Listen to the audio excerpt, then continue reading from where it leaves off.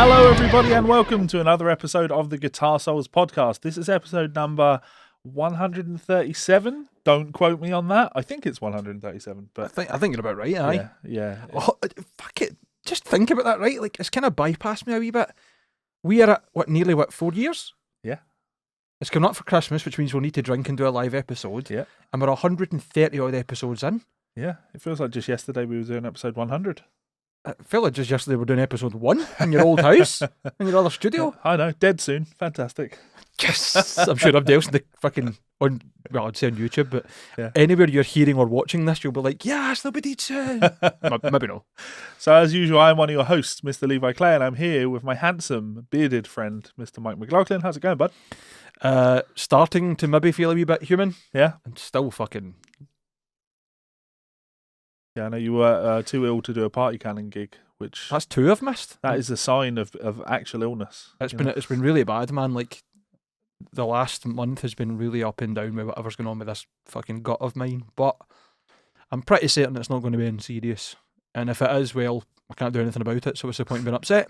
So I like that kind of like at one with the situation. I'm zen with death. Yeah.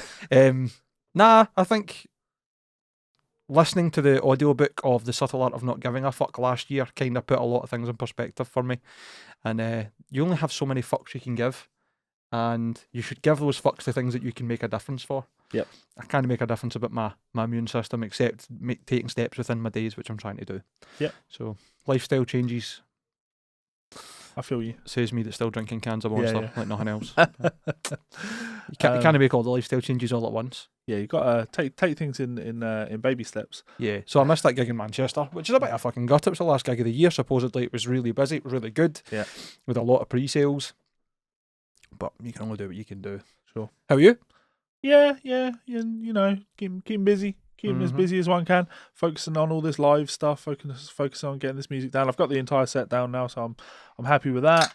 How many songs is that? 40? 42, I think. Yeah, I would have thought it'd be quite a lot. Was that 3 hours? Yeah, and it feels actually, really easy. It feels there's 42 songs, but I keep thinking, if I put the playlist on shuffle, occasionally a song's going to come up and I'm going to be like, how the fuck does this one go again? But it doesn't, so I'm okay with that. Muscle memory generally kicks in, and you've got enough professionalism behind you. Have you got anything to back you up, like any like a tab sheet or chord sheets? I've done little charts for all of the tunes. I would have thought you'd have done that just in case. That's just how my brain works. Mate, that's a good thing. Yeah. I don't think that's a bad thing at all. I mean, it wouldn't work for bands like mine. Yeah. But in circumstances where it's probably more important that you actually play the right things rather than just get away with it. Well, I've not written the parts out exactly on a couple of tunes. I may have done, but the logic was if for whatever reason, because this always, baffled me. Mm-hmm. If for whatever reason I can't make a gig and I need to deb it out to someone, I can do it. Helping them as much as possible by saying here's rough charts for everything, just so you don't have to listen to all the songs and go, what are the chord changes on that one? Mm-hmm. Like it just helps. And I if I was playing any gig, any instrument in any gig, you bet your bottom dollar I'm going to have myself prepared in that sense. I'm going to have all of the stuff that I might need or someone else might need, because that's just who I am. I'm Mr. Over-prepared. I have the pedal board is done as well. It looks very good, by the way. I've got that Fender pinwheel rotary pedal, which is really nice. It is. The only other one I've seen is the one, is it the Mini Vent? Big Andy's got one, and I'm pretty sure Lyle had one at one point. And it's like a black pedal with an orange circle on it, and then like a fan. Yeah, I know the one. Drawn on it. Yeah, I know the one. That's the only other real kind of rotary style pedal I've ever heard. Strymon and it sounded really good. Right? Strymon do what one is theirs? The Lex. Is it? I mean, obviously, it's not the kind of sound effect that I'm often out looking for, so that's probably why I don't have much of a knowledge. It's a weird one. It's quite a niche effect. I was talking to a friend of mine about pedals, and he told me he just got the Fender pinwheel and absolutely loved it. And I was like, you know what? As I play organ now, I quite like the idea, because on the organ, flicking on and off your Leslie speaker is just an integral part of the sound, and it just really brings the sound to life. So I thought on the guitar that might be really cool. So I bought this, gave it a go, didn't really like it. I was like, I don't really know what this is for, and also it's very similar in reality to a phaser pedal. Of course it is. But it's just got less of a noise over the top of it. Yeah, it's a bit more subtle than the phaser, but it's grown on me. And the thing I like about it is you have a switchable ramp speed, so you can click on a momentary foot switch, and that will take the Leslie sound from slow up to fast, and that's what makes a Leslie speaker sound so good. It's that real life sound of the spinning baffle in the speaker cabinet speeding up and slowing down, because that takes time. It doesn't just immediately switch up, and of course in a Leslie speaker there's two speakers. You've got a treble speaker and a bass speaker, and the baffles that spin for each one are bigger for the bass one and smaller for the treble one. So when you speed up and when you slow down, well, the smaller one speeds up faster than the slower one, so you get this very natural fight between those two speakers. Natural fight, that's what I went with there. It's really cool. I've been using it on a few more songs now, and I do kind of like it. So it's taken place on my board in place of a chorus pedal. I mean, it's just as effective as a chorus and maybe a little bit nicer. I think where a chorus and a phaser maybe fall short is that sounds like it deals with dynamics a lot better. When you were just playing a wee bit there and showing me like what you were going to use it for in the songs, when you were playing lightly, it was kind of tying in nicer than I would imagine something like a chorus or phaser would do. I think they sound a bit more compressed, unless I'm just talking about like my own experience with having these effects. I think the phasers sound present. They're like very in your face. Even you It's like can't really play all that EQ filter. subtly with a phaser. Aye. Whereas that you can sort of sit in the background, and it's definitely nice. So pedal was done. Though saying that, I have to make some complaints about the Strat now. I have to make complaints about Fender, because we like fuck Fender and all of that. Aye. And Gibson. So I've put 11s on it, and initially I hated them. They would not stay in tune. They've settled now though. They've finally settled and they are staying in tune. But of course I've gone from 10s to 11s, right? So it's an increase in tension. So what do we expect with an increase in tension on a guitar? Well, the neck would move. The neck would move, yeah, absolutely. Possibly the bridge if it's not completely locked down, which I believe yours is a floating trim. It is floating, but it's 5 very tight springs. Screwed right on, so essentially slammed to the body. Yeah. Well, that's kind of what I was asking. Yeah, I did put the bar in that came with it once and tried to use the tremolo, and I was like, no, this is essentially unusable. Just snap the body. I would think if you got heavy enough strings, if you decide to go SRV, you'd maybe get it floating. Yeah. But you don't need 13s on it. Yeah. But so here's the thing, you're absolutely right. Like the neck is going to move, and the neck has moved. So my first thoughts when I play it are, Jesus, the action on this is a lot less comfortable than it was before. And of course, it's because the neck has bowed a little bit now, and that needs adjustment. Yep. But how do you adjust the truss rod on a Strat? It depends on the Strat, but I'm guessing that one's got the screw at the bottom of the heel where you need to take the full neck You've off. got to take the fucking neck off, and it's just like, this is so inconvenient. This is so dumb. Can you not take the scratch plate off and there's access to it within the neck pocket? Some of them are like that, so you can do it with the neck on the guitar. You know what? Let's go for argument's sake. Let's say yes. That still involves taking the fucking scratch plate off the guitar, and it's just impractical. And that's what you deserve for buying old style instruments by companies that have been told you should innovate, and then the old dickheads who want authentic as in flawed, that will veto the companies and kill them, get their own way. The same thing happens with Gibson and volutes on the necks, and that's why the headstocks are still weaker than fucking infants' fingers. Yeah. I don't know where that came from. Mike McLaughlin, well known for snapping infants' fingers. Don't tell Andy. That's my fucking secret. Just before Christmas as well. I know, I've outed you. So now I'm in this place where it's like, do I want to go through this struggle of dealing with the truss rod on this? No, you just want to play. Or shall I just throw some 10s back on it? Just play the RC1. And I'm probably going to throw some 10s back on it. Just play the RC1. No, it's fair, man. Have you tried, is it 10 to 52s? I've got the treble end that you wanted more tension on. 10 to 52s. Good set of gauge, to be fair. I mean, that's what I use on the Vigier and anything for drop D, 1052. But yeah, it's the top strings I wanted more tension on. So that's what you use on Ruby Weapon? Yes. No, it isn't. Really? Yeah, 1052. I've always have assumed that would have been like 9042s, considering how low the action is. I hate 9s. I hated 9s. Hated 9s. Always 1052s on that. It was 10 to 46s, and then I tracked all of the rhythm guitars for the album, and then Jeremy messaged me. It was like, these rhythm guitars they're not in tune enough. Like you're hitting the strings hard and they're going sharp. Yeah. And I'm like, okay, it's well tempered, but not tempered enough. Yeah, I'll beef them up and redo. I think it makes a difference on something with a standard scale. Yeah. It was actually Big Fraser who run Magnum that had kind of introduced me to the hybrid sets, because he had a really nice Mexi Strat that was just played a dream. And that 10-52s was all he ever used. Yeah. And the 90-46, where you've got it's basically light top, heavy bottom. I've got a couple of sets here.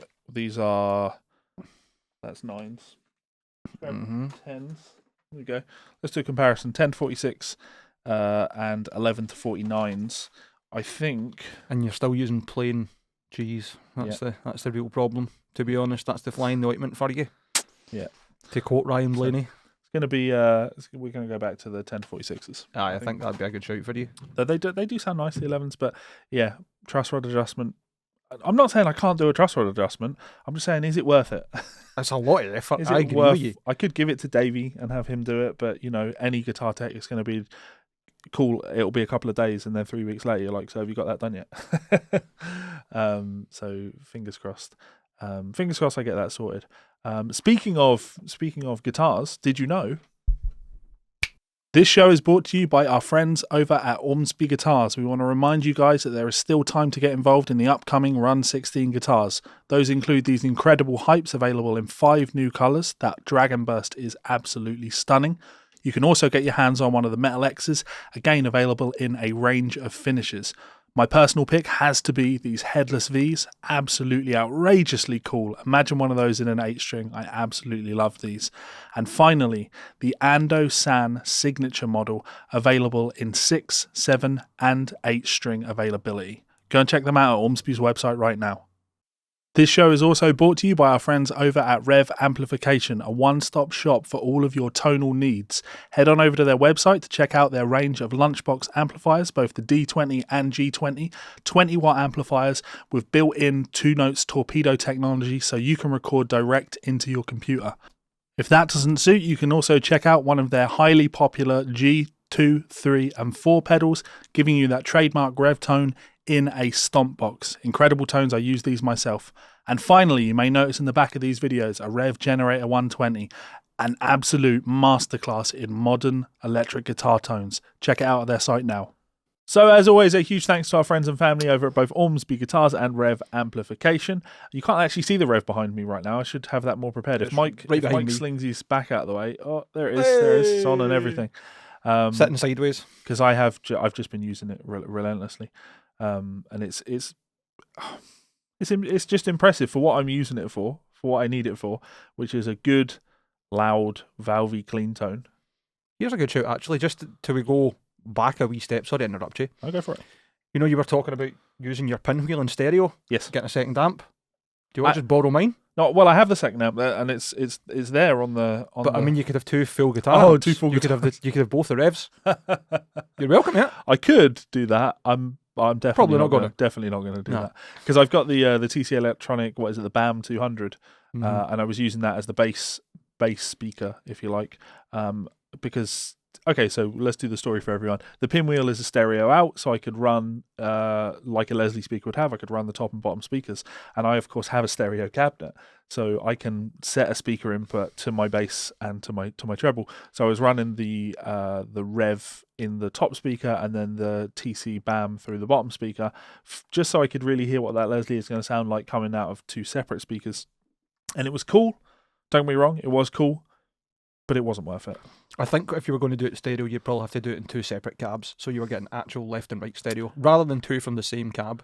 But you would be right if you want like that exaggerated sound, but in reality, when you think about the stereo of what a Leslie speaker does, it is a top speaker and a bottom speaker. Aye, fair. So, it was just too subtle to want to lug that cab around, because that cab is really fucking heavy. I bet it is. When I say stereo, I mean stereo image, not necessarily exactly. running stereo. So I get you. It's the same idea as having a stereo cab with 2 amps. Like even if it's a 4x12 for any other stuff, you're right. It's the same source. It was kind of cool having, because even when you're not using the pinwheel, you are still getting the stereo out. Mm-hmm. So I essentially did have 2 speakers giving me 2 different sounds, and I could craft those sounds with and EQ them. But it's just way more effort than it needs to be. So fair. And as I say, that cabinet is so heavy, I'd never want to take it anywhere. The plan actually is to get myself a trolley. I'm going to have a trolley in the car, and a trolley and a tarpaulin, right? So I can take my stuff out of the car, because when we'll be gigging in Butterfly and Pig, which is on Bath Street. Mm-hmm. parking there's a nightmare. I'm never going to be able to Impossible park near the almost. venue. Yeah. Yeah. So I'm going to be having to walk, and there's no way you're carrying that cab or that cab. What you need to remember is that you drive an Audi and you've got park anywhere buttons. See those orange lights that flash at the side of your car? Good point, yeah. I mean, you can put them on for either side so that people know where you're going, but when you press the triangle button, that lets you park anywhere you want. Even parking wardens can't touch your car. That's law. That is very, very true. I like wish. that. I fucking wish. So that was a little bit of a sidetrack, but yeah, please do go and check out our friends over at Row Amplification and Ormsby Guitars. Yes. Those guys are awesome. So let's get on with the show. Let's talk about some stuff. Got some fan mail. I posted in the group last night and I said album club. Yes, right? you did. And that was a reminder for myself because I was going to say to you guys, Charlie Hunter Trio. this is why we don't do album club. This is why we stopped doing it, because it was difficult for me and Mike to always get around to listening to the albums. And I was going to say it's going to be just as difficult for you guys to sit down and listen to the albums. And up until yesterday evening, that was the case. Nobody had emailed us having listened to the album, and therefore, what was the point? And then I got up today and looked at this, and I was like, oh, okay, all right, someone sent us an email. So I can't really complain about album club. But I'd like to complain about album club. Guys, if you want us to keep doing album club, let us know in the comments. But the only way that works is if you guys are actually giving us feedback on the album. I think the other side of that, just to maybe be a wee bit different, I don't mind if album club spills into the Monday Night Guitar Geek Club and becomes more of a Sure. live chat thing. Yeah.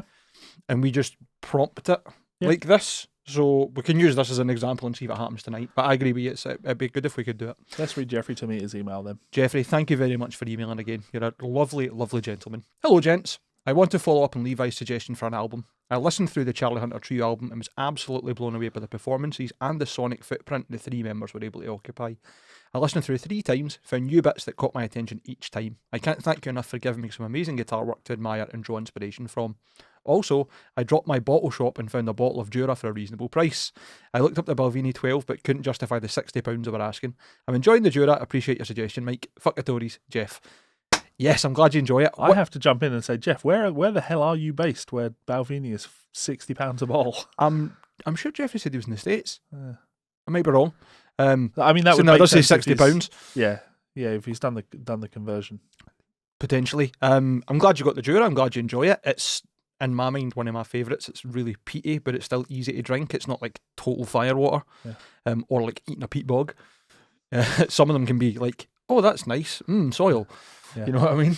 I have to follow up from what we were talking about last time. It was really great actually in the chat, everybody talking about whiskey, and we spoke further with the whiskey company. They just don't have the budget to sponsor an episode. That's fair enough. Which is pretty tragic. We've got a decent audience of people who actually really enjoy whiskey, but don't worry, guys. That means we can spend more time talking about the whiskies that we actually drink rather than the whiskies that we might start drinking. So. Or we could take a wee detour and drink some other spirits for a wee change. Other spirits. I know that you've got essentially a cupboard full of whiskey. Like, yeah, so not even a cupboard, sorry, you've got a bar full of whiskey, right? Like, actually. But there's other spirits out there. Yeah, but I desperately need to drink all the whiskey. That's No, you don't. It doesn't go off. You say that, right? You say that. Mind when I moved house, and I stored all of my whiskey in your garage. Whiskey is not supposed to be stored at freezing cold temperatures, right? So my decanter that had, I forget what was even in there, to be honest, probably Glenmorangie, because I had a massive bottle of it. When I drank that after it had been in your garage for the best part of a year, it was noticeably softer. It was almost non-alcoholic in flavour. So I mean, you still get drunk. It'd probably be easy to drink. I think I've still got a box of your Donnerbrow. You definitely do, yeah. And I keep telling you, don't have it. Actually, no. Surely you don't have that anymore. Surely you left it in the old house. I don't think so. I'm sure I lifted it because I was like, fuck, that's Levi's, just in case. I might be wrong, but yeah. Cool. So thank you very much for writing in, Jeffrey. Glad you enjoyed that album. I can keep giving you recommendations, Jeffrey. The album I wanted to recommend last week was Danny Gatton's Relentless album with Joe DiFrancesco. That's a really, really, really cool album because Danny Gatton's on it, and Danny Gatton plays with reckless abandon, just absolutely outrageous reckless abandon.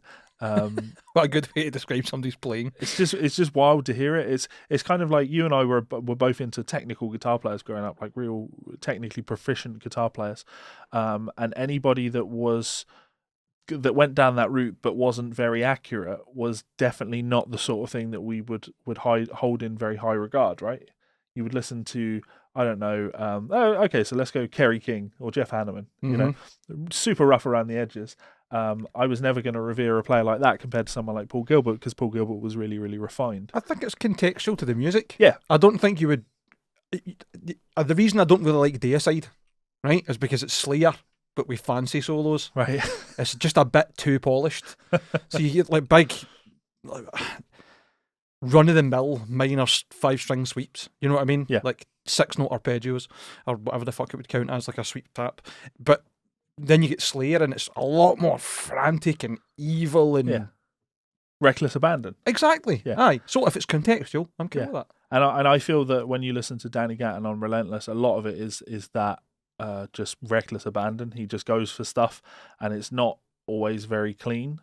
But now I'm at an age where I actually understand and appreciate that, because if it was clean, it would sound like Lucas Mann, you know, and that's not what it wouldn't work in that setting. It just wouldn't work in the setting. So yeah, Rings check of out. Gatton. Yeah. Fantastic. Please do go and check out Danny Gatton's Relentless. I've got an album suggestion for Album Club if anybody's interested as Go well. for it. Good friend of mine who I used to be in a band with, Tony Dunn. I think I spoke about Tony's album before. He's got his own solo project called Scale, Sgaile. I probably pronounced that completely wrong because it's a Scottish word.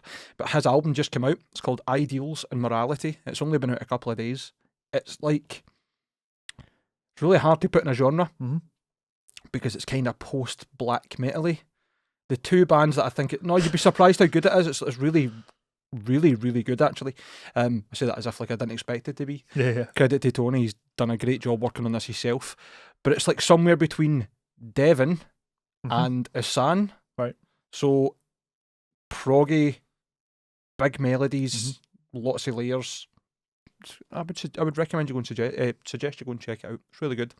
It's on most streaming platforms. So Ideals and Morality. I can always do with some distortion in the music I listen to, because according to my Spotify Wrapped, I didn't listen to any rock music this year. Not metal, not even rock music. It's been an interesting year. But Your problem is you haven't listened enough Party Cannon. yeah. No, my problem is I listened to too much Party Cannon, and it put me off all music. Thanks for that. I heard it once. That was enough. So we're going to do Phil Roof's email. We're going to start from here because the previous part is what we've been emailing about privately. It's all good. Hi Phil, how you doing?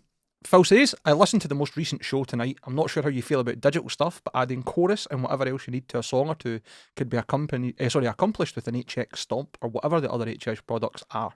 It's bigger than a pedal, and of course there's a stupid fucking power supply. That's a big thing for me. Proprietary power supplies. Yeah. It's actually a big part of why I hate a lot of companies that do power supplies. Unless it's got an IEC and a kettle lead, a standard plug, I get really annoyed.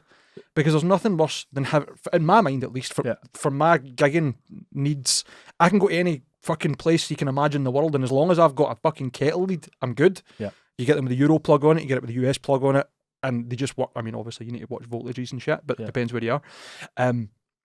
But like, you lose a wall watt or a 9-volt or whatever the fuck it is, especially the Digitech stuff, because it's all fucking AC and awkward fucking voltages. Yeah, no, I'm totally with you on that. I actually, so when I got the rotary pedal, one of the other concerns I had was I plugged it into the pedal power, the Voodoo Labs down here, and off those first 4 inputs, the pedal wouldn't work properly. It was drawing too much power. And I thought maybe there was a problem with the pedal, but then I plugged it into one of these, what is this, L6, the 5 or 6 connectors on there. And it worked fine there. And I'm like, well, if it needs a dedicated power supply, it's not going to work on my board, because my board has an even smaller power supply than this. But that shouldn't really be a problem for something that size. You would think so, wouldn't you? What was it that was the problem? The voltage or the amperage? I have no idea. Not sure. It just wasn't working correctly. It's really weird. Yeah. Really weird, especially with the Voodoo Lab stuff. Usually has outputs for almost everything. Yeah. Does it run? It runs fine on off the power supply on my pedal board. Yeah. And it's 9-volt. Yep. Yeah. It's just a high draw, isn't it? Like, because it's a big digital effect type of thing. So, but it depends what they put out. I mean, if that only puts out 300 milliamps and that does 6, for example. Yeah. I believe the pedal is 320 milliamps draw. Right. So maybe just like a wee bit more than you need. Yeah. Or a wee bit more than that could take. Yeah, of course, the higher you go on this, they put out more milliamps of power. So and you've also got the sag control. Yeah. So there's definitely options. You tried that with your fuzzies? I don't use any fuzzers. I thought you had a fuzz. I've got the Joey Landreth fuzz, but I Yeah. don't like it that much. I don't like. I love the sound of fuzz, but I've never found a fuzz that I can play and go, oh, I like this. I know exactly what you mean. When it's done right, it sounds amazing. When Yeah. I go to do it, I'm just like, this doesn't sound good. Yeah. It just sounds farty. Yeah. And I don't even know, like somebody's pushing mints through the speaker. Yeah. But the sag control's really good for things like fuzzies. If you've got like a classic one, I suppose I don't think the Joey Landreth would really benefit from the sound of what's meant to be dying batteries. Yeah. So let's finish this up. sorry, yeah. Obviously Phil was talking about the HX stomping, etc. Totally get sidetracked by the power supply, but you're right. And those little products are great for just multi-effects if you're needing like a run of things and you don't have a massive pedal board. I think it would work really well for what you were talking about. If you need 10 different effects for 10 different songs, it would be easier than adding 10 more pedals. True. Yep. In other news, I've been making a playlist of people who play SGs. I have all the obvious artists, but I thought I'd ask you, do you have any suggestions for artists who played an SG that I may not know about? Any genre. Are there any good jazz players with SGs? I love the show and I love you guys. Keep up the good work. It's weird. I thought Thanks, about Phil. this one extensively when I read this email with the jazz players with SGs, and I couldn't really think of any. The closest you're getting is Derek Trucks, and he doesn't play jazz. Yeah, there's a lot of guys. Well, actually, Derek's got a lot of stuff. There's with the Derek Trucks band, he's played a lot of jazz standards. Well, there you go. But doing it more with the rock sound. There are some jazz guys that play like Yamaha SG 2000s, Chris Poland. which would maybe count. Chris Poland's Fusion, I suppose, so aye. But if I wanted to throw out an SG Saying player, that, he plays Schecter now. Yeah, I know. Oh, sorry, keep interrupting you. Frank Marino from Mahogany Rush, I would recommend checking out some Frank Marino, because after transcribing the Mahogany Rush live album, I said this to Mike at the time, I should have listened to Frank when I was a kid when Zach Wilde was saying check out Frank Marino, because it's I totally get where the Zach Wilde thing came from after hearing that, and also Sean Lane levels of speed in the 70s. Like, it's just baffling how good he was. So Frank Marino, can you any SG players that stand out to you as like favourite players? From a different perspective, I would say Dave McPherson for In Me. I thought that as well. That first album was all SG, wasn't it? It was. All the all music videos are all him playing the red one. all of those first few albums were SGs. Overgrown Eden and more. Yeah, Overgrown and Harold Moth. They were all SG. It wasn't until the Pride that he started using the Chapman, Right. and he lost all his taste. Lost his sense of taste. Yeah. He got guitar COVID. Yeah. Yeah, Dave McPherson. Yeah. Dave's a great player, and some of his riffs are cool as fuck. Like Myths and Photographs. Yeah. You and I were kind of jamming it out, and you're like, you need to play a wee bit more standard. And I was like, I don't think there's a standard way to play it. And you're like, no, you're right, because he just plays it weird. Yeah. Just cool. I like that. I like guys who take things that are a bit outside the box and just be like, oh, well, that's how I'm doing it. Yeah, he's a really interesting guitar player in the sense that it's apparent that he doesn't give a shit about guitar players and guitar playing technique. He just likes writing music and songs. Aye. So he has nothing conventional about the way he does things. And that kind of helps his playing stand out a little bit, and not on a guitar playing scene, but just, when you listen to the music, you're like, oh, that's an interesting thing that you've done there. That's not what people would normally do there, but it just seems like the most natural thing in the world to him. So yeah, Dave McPherson of In Me, I'll give you that one. That's a good one. I can't think of anything else that Thank you for the email, Phil. plays SGs that really jumps out my mind. But we'll come back to it. Please Thanks send once us again. send us more fan mail to GsolesFanMail@gmail.com. It's not fan mail, thank you. It's conversation starters. Okay. I'm kidding myself on here, but it is. I've put all these stories in that we're going to talk about today in order. We'll power through them pretty quickly. Yeah. First one, little comedy. Well, it's not really comedy at all, actually. It's I sad. think it's Go on. just an eye-opener of just how bad things are actually getting. So Jamiroquai, who you cannot argue is a massive artist, Yeah. JK is a household name and continues to be a household name. And yet, here we have a tweet from Jamiroquai, a Facebook post from Jamiroquai. Unfortunately, due to manufacturing issues, the ones we've been talking about for months now that will continue forever. Because of Adele. Basically, I'm not going to blame Adele, but I'm certainly going to blame the big fucking record companies that all but abandoned this dead media and now want to sell it because it makes them a lot more money. Sorry, excuse me. The release of the 25th anniversary vinyl edition of Travelling Without Moving will now be the 21st of January 2022. Thank you for your patience. The wait will be worth it. Don't see that happening quite as quick. There's also Party Cannon vinyl on the way. Will it be in time? Will it not? It'll be 15 years from now. No. Just to check Jamiroquai's Spotify. stats. Just shy of 4 just shy million. of 4 million monthly listeners. That's not listens, that's listeners. Yes, per month. Yeah, every month 4 million people listen to them. Virtual Insanity has 148 million listens. Yeah.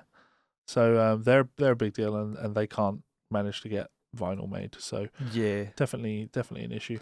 That's how dodgy it's getting.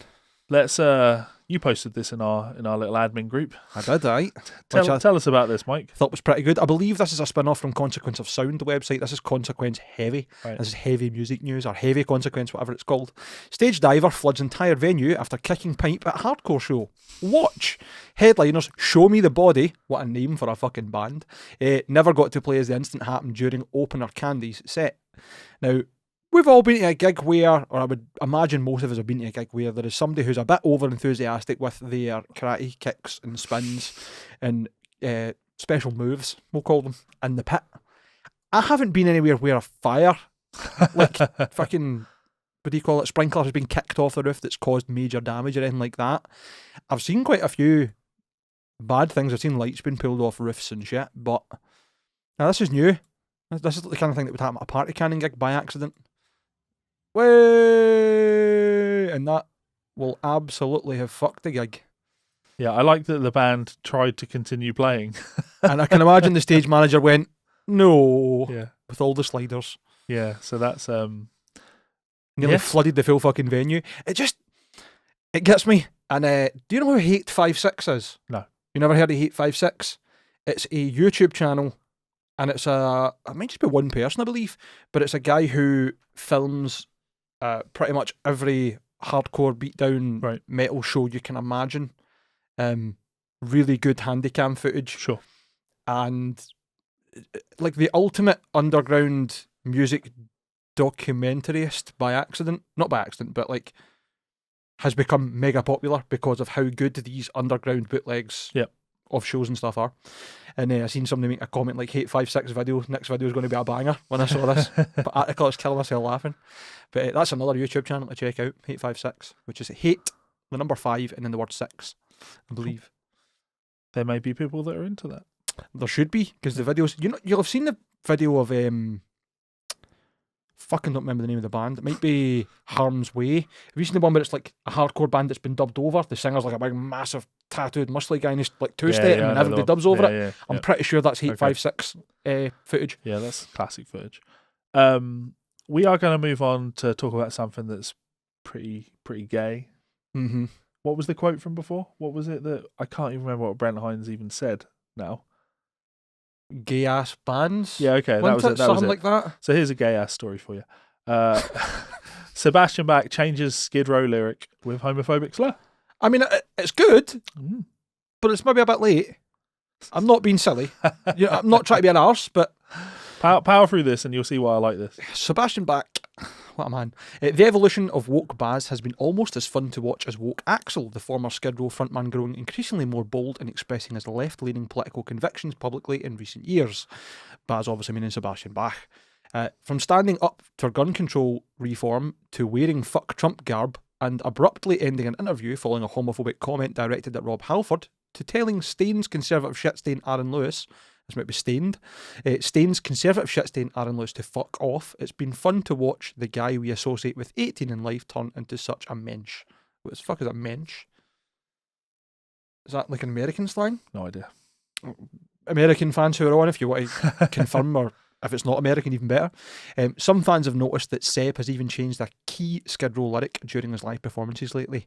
In Skid Row's Sweet Little Sister, from the self-titled 1989 debut, the lyrics originally said, "The petting's getting heavy, got my tongue in her ear, his friend is doing time for kicking ass on a queer." That final line has now been changed to, "Her friend is doing time for knocking over a beer." Now I have to, this is why we're covering it, right? Because remember gay ass shit or whatever it was, when whoever reported on it wouldn't even write it? Yeah.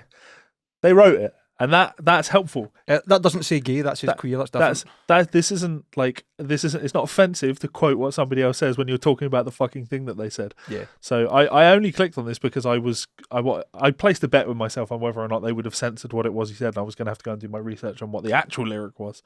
But yeah, so actually it's more of a hats off to Metal Sucks for giving me a full story. Thank you for that, guys. I think on top of that, just the next paragraph, the lyrical change came into wider public view thanks to an exchange between Bach and a gay fan. I was going to go down to on the Twitter. actual tweet. I like that. So, Cipriano has tweeted Sebastian Bach saying, "You kicked ass last night in San Francisco. As a lifetime fan who's seen you everywhere from Hammerjacks to New York Steel to Broadway, who happens to be gay, I thank you for changing the lyrics to SLS. Words matter. You fucking rock." Which is nice. It's good to see that he is accountable because he's tweeted back very much quickly and said, yes, they do. Very cool that someone actually noticed. Yeah. So, you know what I quite like about this? Go on. There's actually like a redemption arc. Most of the time you hear these stories, it's instantly cancelled, dead, right in the water. We've got you, finally. Look at the fucking spike on that. Wow. It's almost like, have you seen the meme where it's like when Bush announced about getting fucking Bin Laden, and it's like, ladies and gentlemen, we got him. We got him. That's what it feels like every time somebody does something wrong. Like, you're getting cancelled, ladies and gentlemen. We got him. We got him. All of a sudden, there's fucking SWAT teams coming in your house. Yeah. There's a large swath of the internet just desperately trying to do the same with Chris Pratt. They're hoping that one day they're going to be able to do, ladies and gentlemen, we got him. You're never getting Chris Pratt. You can't get Chris Pratt. How was Chris Pratt done now? Well, he's a Christian, isn't he? And he's a member of a church that is homophobic. But Is he? yeah, but not in a like The Catholic Church? Well, exactly. All Like, the churches? just because you can't like change the fact that you've gone to a church for 20 fucking years, coming from the most anti-religious person known to man. Like, I'm not going to hold it against someone if their local church happens to be homophobic. But you don't have a problem with necessarily someone having religion. You have a problem with organised religion. You're the same as me. The problem is in the power structure, not people. Yeah. You can have faith all you want. Like, you believe anything you fucking want. Yeah. I won't throw what I think down your throat. You do the same for me. We're good. So I'm not going to take issue with Chris Pratt, and there are some hilarious like, because it's BuzzFeed driving things like this, isn't it? Like, there's a great story on BuzzFeed of like 18 times Chris Pratt should have got cancelled but didn't, and you're just looking at these stories, and it's like, you know, didn't tip a waitress 20%, only tipped their 18.5%. Like, they just desperately like want to get this man. I can imagine them doing their best to try and cancel him, probably retrospectively, if there is such a witch hunt. I don't know about it, but I take your word for it. For some of the characters he's played, and that would probably be even more ridiculous. I want to have a look now, because he's not really done anything. Like, I can't think of any characters Chris Pratt's played would have been completely out of order. It's just been funny and stupid. 13 times Chris Pratt was called out for being problematic, and you got that from writing cancel Chris Pratt BuzzFeed. How old is this? 10th of November, so a month ago. Yeah. When he wrote his Instagram tribute to his wife and thanked her for giving a gorgeous, healthy daughter. Just think that's what they take issue with. Quote, gorgeous, healthy daughter. You gave me a gorgeous, healthy daughter. Like, what's wrong with that? I don't. What is wrong with that? I don't. When Chris joked to his followers they should vote for his movie Onward in an election year. Really cancelable, that one. It's fucking reaching, isn't it? What? Right, okay, right, we've got this fucking church. Well done. And then there's so he should have been cancelled because people on Twitter decided he was the worst Chris of Hollywood. Yeah, because there are better Chris's in Hollywood. Elliot Page even called him out for playing a bisexual character in Guardians of the Galaxy. Oh man. That's enough. Really, come on. This is enough of a tangent. It's a super tangent. But that last thing, the amount of rage that shit instills in me, taking issue with an actor not being the thing that they are pretending to be in a film. I just saw fucking, is it Tamsin Greg? Greg came out from Friday Night Dinner apologising that she played a Jewish mum despite not being Jewish. Oh, so I'm like, if I did it these days, we would have thought better about it. It's like, motherfucker, you're an actress. You're supposed to be able to pretend to be things that you're not. And you did a good job of it, because I had no idea you weren't Jewish. I don't think that's the argument. I don't think it's necessarily about even portraying a stereotype unless it's like a really hateful character or it's like a really negative stereotype. I think what people generally argue over is the fact that that role could have been fulfilled by someone who is genuinely part of that group. Right. It was fulfilled by somebody that was part of the group of actors and actresses. Totally, I agree with you. I'm just saying I think there's a distinction in the argument. Sure, it's that I do get that argument, but it's a really stupid or dangerous argument to make, and the reason for that is this role of a Jewish character could have been given to a Jewish actor. And that would have been good because Jews should play Jews, Christians should play Christians, segregation and all of that. That really kicks the Jewish community in the ass, though, when those same Jewish actors can't get any roles other than playing Jewish people because, we're going to give these Christian roles to Christian people. We when we hire actors to do things, we need to hire somebody that is most like the role possible. Not the best person at acting that they are that role, but we just need to hire the best person. And as there's not all that many Jewish lead characters in things, it becomes a tricky one. So you get done out on that one. But as long as Larry David's around, I'm okay. We're good there. My hero. So speaking of saying dumb things on the internet, John Petrucci is not sure why there are so few female Dream Theater fans. Speaks on playing 8-string guitar as well. I'm going to be honest. I think that's maybe a Metal Hammer and or Ultimate Guitar here, which are the two sources of this story, really making it quite a big clickbait headline. Yeah, of course. Obviously, the Don't Know Why Women Are There speaks about 8-string guitars, has its own kind of fucking wide patter, you know what I mean? But anyway, we'll read this quickly. So during a conversation with Metal Hammer, Dream Theater's guitarist John Petrucci talked about the band's predominantly male fan base, getting his first 8-string signature guitar and utilising it on the new record and more. Utilising is a very strong word. Dream Theater is promoting a new album, blah, blah, blah. When asked, given the low ratio of women to men at your shows, have you considered using the lack of any line for the ladies' restroom as a selling point in promoting your concert? That's a great question. I kind of get a bit lost by that question there, and then I like that question. Yeah, I think Petrucci did as well, because his first thing he said is, that's funny. I hope it was really sarcastic and dry as fuck. Oh, that's funny, good patter. I'm not sure why it's like that. I just did my third guitar camp called John Petrucci's Guitar Universe, and I have lots of guest instructors that come in. None are women. That's not in the quote, I've just added that, sorry. This was the first time my wife Rena came as a guest instructor. She's a guitar player from Mean Streak, which was an all-female thrash band, and she plays in all-female Judas Priest cover band, Judas Priestess now. All the campers there, except for 2, were male. We had discussions on why more women don't come to camps and concerts in this genre. There's tons of female players and drummers out there, why don't they come to shows? We've seen an increase in Dream Theater audiences lately, but the ratio is still well off, and I always wonder why. I'd love to see more women come to our shows. I like this. There's a ton of female players and drummers out there, so why don't they come to shows? Like, he's subconsciously acknowledged there that only people that come to see our shows are people that play instruments. Pretty much, aye. Here's an idea, John. Write some songs. I'm just going to stop it there. Write some actual songs. Yeah. Write some things that people can relate to. Write some things that people don't have to understand music to enjoy. And again, this coming from somebody with a Dream Theater tattoo. Sadly. So, you know what I'm going to do? Yeah. Next time I'm giving any women I know a lift, I'm going to put some Dream Theater on and see what they do. Barrel roll out the car. Just turn it up.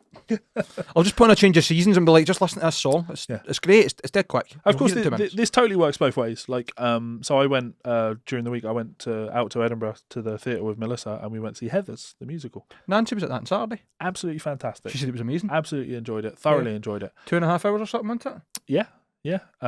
Great songs. Great songs. It's a great stage production. Yeah. Based on the Christian Slater and Winona Ryder film from the 90s, 94 or something. But the musical is infinitely better than the film. So great actually. I came home and immediately bought the sheet music for it, and I've been playing it at the piano because it's just there's some really nice tunes in there. Anyway, what I noticed. Who are you? Excited to play music, man. Excited to play an instrument. Excited to play 2 fucking instruments. No, even just piano. I come in and you were playing guitar. I know. It's exciting, stop the podcast. I need to cancel it. It's because I'm not being as active on the internet. You're no longer shouting at people through comment sections. Yeah. I'm not exaggerating when I say this, right? At that Heathers show, the ratio of men to women was 40-1. 40 women or 40 men? 40 women for every 1 man. It was. Did you count in the audience? Melissa kind of noticed. She was like, "You might be the only guy here." And I sat down and I looked around. I was like, "This is quite impressive. Let's see how many guys we can actually spot."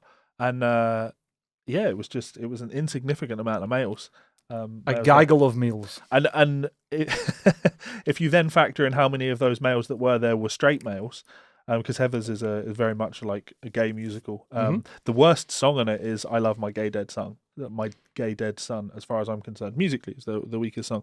I Love My Gay Dead Son. Yes. Is the name of a song. Yes. Okay. And it got the biggest reaction of the night, biggest pop of the night. Melissa went to see it twice, and she said it got the biggest reaction both nights. And it's because it's such a pro-gay anthem. The audience just erupts for it because it's a largely gay audience, I would imagine. I didn't quiz people, but yeah, 40-1 ratio. And I just want to look at it, and I'm Stereotyper. like, I want to go, why are there so many women here and so few men? And actually, I do kind of get it. Like, there's no redeeming male characters in that entire musical. I thought you were talking about Dream Theater because I would agree with you there. Yeah, there's no redeeming male characters in the musical, so there's no reason for, like, there's just nothing in there for a butch is probably the wrong word, for a strong hetero man, you know what I mean? Like, it's just, and that's a shame because you should go see it. It's a great musical. I was just going to say that doesn't really, that shouldn't come into consideration because you went to see it and enjoyed it. You don't have to be non-cis. It's just I think a subconscious human bias where we go that thing's just not for me, and Totally. and the world is full of enough things that it doesn't matter if you write something off as not for you, because there are going to be so many other things that you will consume that are for you. You might be missing something great. In this example, you're missing something great. It's also but, so much cooler. Your life. So much cooler to just be like, nah, I'm cooler than that. Yeah. Than it is to just be like, oh, I'll try that thing that's new. Yeah. So yeah, Sadly. that was Heather's. It was great. I could recommend going and checking out Heather's. Some great tunes in there. I mean, actually, I love my Gay Dead Son, whatever it was. You'll absolutely know if you follow the channel. If you follow my channel aggressively, you'll know that I am into Heather's because I put up a piano transcription of one of the tunes from Heather's a couple of months ago. So yeah, we don't really care about John Petrucci and 8 strings, or the fact that they think there is like a misunderstood reason why there's not so many women at shows. It's probably because, I don't know if I'm being stereotypical here, but I think a lot of people who aren't musicians, not just women, people who aren't musicians that go to gigs, go for maybe not even necessarily the music, but the vocalist. Yep. And no disrespect to James LeBrie, but he is definitely Marmite. Yeah. Fair? Oh, absolutely. Yeah, I can't argue with that. He's not for me. No, thank you. Yes. Not anymore. Anyway. Speaking of not for me, and speaking of actors and people that should or shouldn't have played roles, and people who should probably shut their mouth, I'm going to jump in on this one though and say, Sacha Baron Cohen, you could look at him and go, okay, I can see why he might have been cast as Freddie Mercury. I'm looking over here and I'm like, okay, so if Roger Taylor needs to appear in the film as an old man, I assume, because initially when I saw this, I was like, why is Anthony Hopkins got a picture up there? What's fucking Anthony Hopkins doing here? Hello, it doesn't make no sense. I was like, that we're accidentally sponsored by Disney Plus now. Fuck you, Disney. Pay me. So Roger Taylor says Sacha Baron Cohen would have been utter shit as Freddie Mercury. I watched his last 5 films and came to the conclusion he's not a very good actor. Really, Roger? That guy who has consistently fooled people across the world, across America, as many different, clearly fake, stupid characters. And yet, there's not many times you've ever seen him to be like, I'm going to call him out, that's actually Borat. He's a good actor, whether you like it or not. I don't know where I stand on that one. I think he's a fabulously talented writer. I think he's a great writer. All right, he's not a shit actor. He's not, but he's never been in any real serious roles where he said he's self-tested to see whether he's got, grit. Because everything he's played has always been, at least in one part, stupid. Yeah. Or, satirical. I like him. I like him. Although we have talked about him on the show before because he wants to police social media and obviously take issue with that. Yeah. But yeah, you have to define very good actor. I don't think he's a very good actor. In this, compared to, I don't know, Anthony Hopkins, who we just mentioned. Mm-hmm. But Anthony Hopkins doesn't look like Freddie Mercury. No, that is true. Probably shouldn't have cast Anthony Hopkins as Freddie Mercury. Nah, he would do a good Roger Taylor. Yeah, I would have paid to see that though. Anthony Hopkins as Freddie Mercury, and then getting cancelled for it in 10 years' time because he should have given it to a slightly more olive-skinned gentleman. I think what I love most about this story is the fact that it's like, I don't know, we spoke about it before, and we spoke about it because of the next paragraph. The Borat star had been set to play Mercury when the film was announced in September 2010, but in the summer of 2013 he pulled out of the project, claiming that Taylor and guitarist Brian May wanted to protect their legacy as a band rather than tell the wilder stories from Mercury's private life. Speaking to Classic Rock magazine, regarding Baron Cohen, Taylor said, I think he would have been utter shit. Sasha is pushy, if nothing else. He's also 6 inches too tall. But I watched his last 5 films and came to the conclusion he's not a very good That's actor. the dumbest thing to throw in there. He's 6 inches too tall. So what? Like, are we now saying in future people are going to be cancelled for taking roles where they weren't the right height? It makes no sense. You can make people look small. You can make people look tall. Have you ever seen Lord of the Rings? I mean, I've only seen maybe the first half of the first one. I have seen about 10 minutes of the films and I switched it off because I am not into fantasy stuff. Same. I can tell you. That's why you and I are friends. Ian McKellen You might isn't not be bothered actually about that tall. Buckethead. He is. He's 9'5". Don't tell lies. And That's a tree, not a staff. Elijah Wood isn't actually 3 foot tall, you know? Really? I know, crazy, isn't it? Fucking crazy. Next you'll be telling me Warwick Davies is 7 foot. Yeah. But I have to jump in and say something to Roger Taylor here. Not that he's listening. I think he would have been utter shit. Sasha is pushy, if nothing else. Do you know why he's pushy, Roger Taylor? Because Sacha Baron Cohen has so much experience as a writer and how to tell stories to people. So if he's looking at this and saying we should be doing things like this because this is going to help tell a better story, you should probably listen to him as somebody with experience in that field compared to yourself who has experience going boom, boom, boom, boom, boom, while you surrounded yourself by infinitely more talented musicians. No, this is Roger Taylor, the drummer. You think of John Deacon? You are absolutely right. Yeah, wee sausage. I'm going to have to And edit you know that what? out. You're definitely going to have to take that back because that big giant Tom run in Fat Bottom Girls is all the proof I need. Yeah, who am I thinking? What band has a bass player with the surname Taylor? I don't know. I'm sitting in deaf silence at this point, but You're not thinking like Taylor Hawkins, are you, who's a guitarist? I don't know. I don't know either. I'm really confused. You don't usually do these kind of things. But these kind of mistakes, Levi. Actually, I do have a very strict rule of don't open your mouth and say something unless you know what you're talking about. And Says the guy that just did the wrong thing. Here we go. I do the same as well, so don't worry about it. Yeah. Here was what my problem was, right? Go on. I agree with you exactly what you're talking about in terms of Sasha having much more experience as a storyteller. It also pisses me off that it sounds more like, at least the way it's been explained by both parties and not really given a clear directive as to what it is they argued over, what exact specifics. I would have rather a tell-all, fly-in-the-wall story about Freddie. I've not seen Bohemian Rhapsody, to be fair, than a story that was half about him and half about the band afterwards. Yeah. I know the film, it ends at Live Aid, is that right? Yeah. I think the original conversation they had with Sasha was that it was going to continue after that. It was only going to be half the film, and he's like, well, you can't do a biopic about a man who died and then continue on after he's dead. That doesn't make any sense. Yeah. And also, they didn't want it, I'd imagine Sasha didn't want it to be family friendly because Freddie's life wasn't family friendly. Yeah, and I actually also haven't seen We Will Rock You. We Will Rock You, is that what it's called? Yeah. No, Bohemian Rhapsody. Bohemian We Will Rock Rhapsody, You is the musical, of course.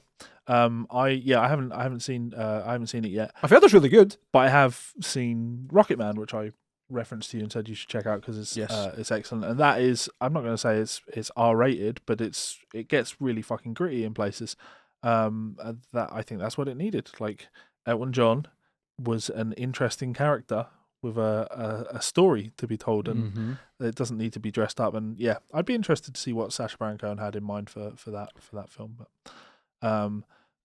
so Roger Taylor, the drummer from Queen. Yes, the man with the drumsticks, not the bass. Who's the bass player in Pink Floyd? Roger Taylor. No, Roger Waters. I just don't know what's going on here. You're confusing all you fit to me, man. I know. Not me myself. So I like Stereo Gum because they seem to be hitting it with a lot of good stories these days. But it always seems to be like the gossip shop, doesn't it? Yeah. Well, this is actually a really interesting story, just from an understanding, from a legal perspective, an understanding of trademarks and how you know the music business works, how stuff like this actually happens. Can I just, like, before we even get into the story, right? The thing that bothers me most about this. So the headline is Abba sue Parasitic tribute band, with Parasitic being air quotes, right? How can a band who are taking a live tour that they will not be on call anyone parasitic? Look at the 4 fucking goblins on that photo. Look, you can hear them all going, "Yeah," when you look at that. Look! Fuck you. How did you call anybody parasitic when you're going to make money on music you recorded 30 years ago, sitting in the house at live tours you are going to fucking hologram yourself into? You utter contemptible cunts. Excuse me, sorry. I agree with you on that, but they also have a bit of a point here. I'm not going to say they don't have a point. Yeah. I think it's probably going to be a very interesting conversation. Yeah. It just pisses me off they would make that comment after years of silence, but now that they've decided they want to make money without doing work, other people are doing work on our music, and we're not making the money. But that's kind of the thing that I agree with. I do agree with that. Like ABBA as a brand and the music that they wrote, it has value. Brand. There's exactly the word you need to use. Yeah, it's not about being a band. It's a brand. Absolutely. And this other group are making money off of ABBA's work, and that. I want to say to me is inherently wrong. I don't want to say is inherently wrong because you can argue the morals of that all day. I have dealt with people who don't believe in intellectual property rights in the slightest. I've dealt with people that write books who don't believe in intellectual property rights. So there are people that will disagree with me on that, but I'm very much of the opinion that the only reason this ABBA tribute band are able to make any money whatsoever is because ABBA put in the fucking work writing the songs and building a legacy and a brand that you could then monetize off of. See, I've just read the end of that first paragraph, and I don't think that this is actually really putting the story forward with any real integrity until you read this. Sure. ABBA have sued the British tribute band ABBA Mania for trademark infringement. In a suit filed on Friday, ABBA characterised the band's behaviour as parasitic and bad faith, arguing the band was intentionally misleading fans into believing they're endorsed by the original act. Different scenario completely to the headline. Sure. Yeah. But again, what do we expect with fucking clickbait headlines? Yeah, totally. You know what I mean? I mean, that is inevitably that the headline is going to get you to read the article, so I'm right with that. Okay. But I can see that because they have used the word ABBA in their name. And what else are they going to do? Well, think how many tribute acts there are that exist. And when you really look at them, how many of them avoid using the actual band's name, and they do it for this very reason. That it's just if you call your ABBA tribute act Dancing Queen, call your ABBA tribute act Gimme Gimme Gimme.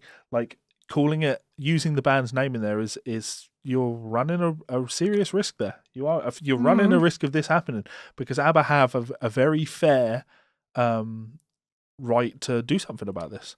I actually saw that the band Ghost, they have a kind of side project, or the ex-members of it, they have a side project called Priest.